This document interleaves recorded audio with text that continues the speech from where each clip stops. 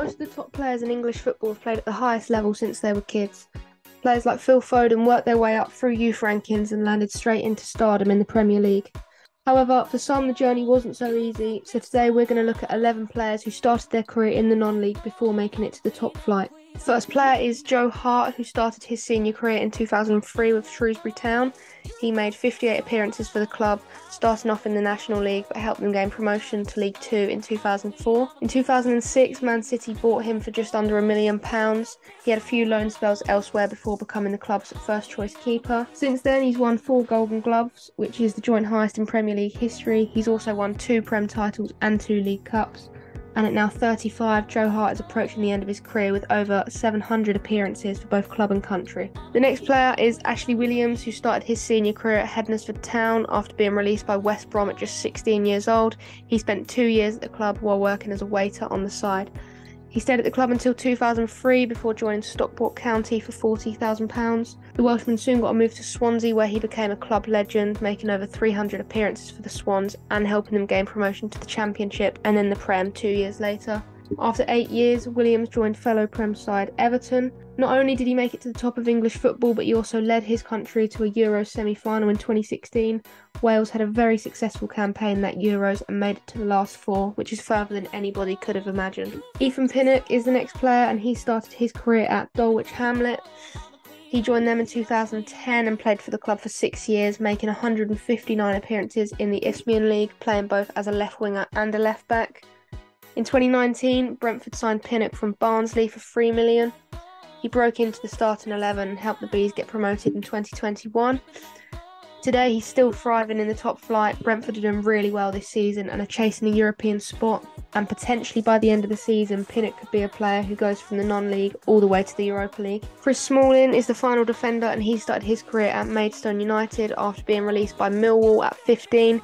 Quickly caught Fulham's eye and became a regular in their squad, and then in 2010 he joined Man United. During his 10 years at the club, he won 2 Prem titles, 1 FA Cup, 1 League Cup, 3 Community Shields and a Europa League, and in 2020 he joined Roma on a permanent deal and has gone on to be even more successful in Italy. Onto the midfielders, we've got Jarrod Bowen, who started his career at Hereford United. He had an easier journey than most of these players, but he did still start in the non-league. Bowen started his career at Hereford United, but was signed by Hull City after just 1 season. He stayed at Hull for 6 years, scoring 54 goals in 131 appearances. During his 6 years at the club, he played both Championship and Prem football before joining West Ham in 2020. Since then, he's been flying and has scored almost 40 goals for the club and played a major part in West Ham's Europa League run last year. Calvin Phillips started his career at Whartley. He was a massive latecomer to academy football and didn't join a youth setup until he was 14. He had previously played for local team Whartley for 7 years. He progressed through the Leeds rankings and signed his first pro contract in 2014. In his first pro season, Phillips was captain of the development and under-18 squad. His progress continued and he quickly became a fan favourite and became massively well known in the 2019-20 season, when he had a massive impact on the Leeds side that got promoted. The following season, Phillips introduced himself to the Premier League and made an international debut at the Euros. He made 214 appearances for his boyhood club before signing for Man City for £42 million.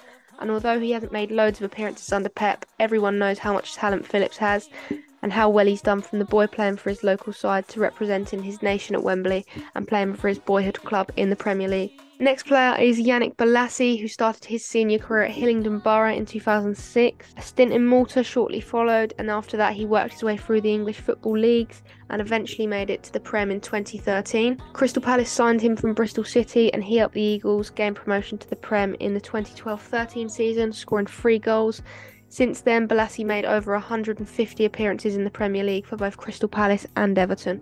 The final midfielder is Solly March, who started his senior career at Lewes. He didn't actually play football until he was 11, as beforehand he was a keen cricketer. He started his youth career at Crystal Palace and was in the academy for 2 years despite being a Brighton boy. March moved to local side Eastbourne Borough and then Lewes, who played in the Isthmian League. 3 months after his Lewes debut, 17-year-old Solly March was offered a scholarship by Brighton.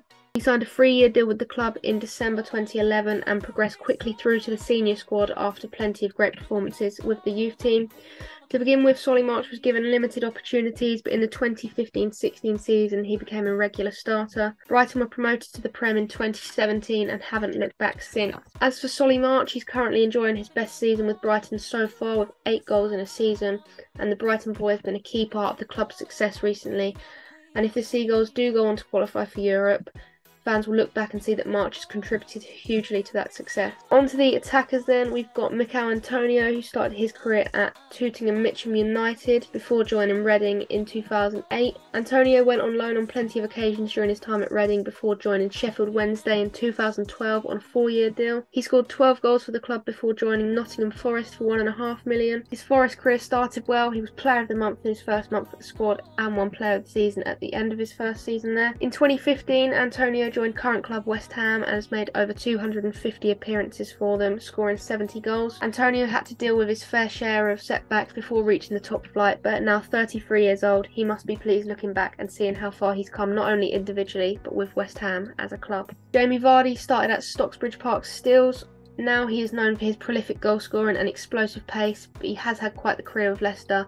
Nobody will forget that fairy tale season, but the glory did not come overnight, so how did he get there? As a child, Vardy was a Sheffield Wednesday fan who idolised David Hirst, hence some of his celebrations against Sheffield United in recent years. However, at the age of 16, Vardy's boyhood club released him and he was forced to start his career at Stocksbridge Park Steels. He broke into the first team and spent 3 seasons at Stocksbridge before joining Halifax Town in the Northern Premier League. That was in 2010. In his debut season, he got 25 goals and then joined Fleetwood Town in the Conference League and scored 31 goals in his first season there. In 2012, Leicester picked up Vardy for £1 million, and what an investment that turned out to be.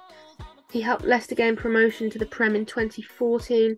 In the 2015-16 season, Leicester won the Premier League and Vardy was a key part of the fairy tale. He scored 24 goals, he broke Ruud van Nistelrooy's record by scoring in 11 consecutive home games and won Player of the Season. Most importantly, he won the most prestigious trophy in the country with Leicester, a team who were predicted to get relegated at the start of the campaign. Alongside the Prem, Vardy's also won the FA Cup and Community Shield alongside a large collection of individual honours.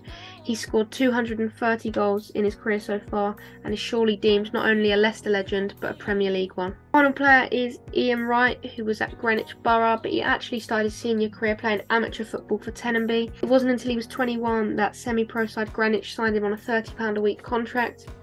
His time at Greenwich didn't last long, as in August 1985 Crystal Palace signed him, and this is where he blossomed as a striker.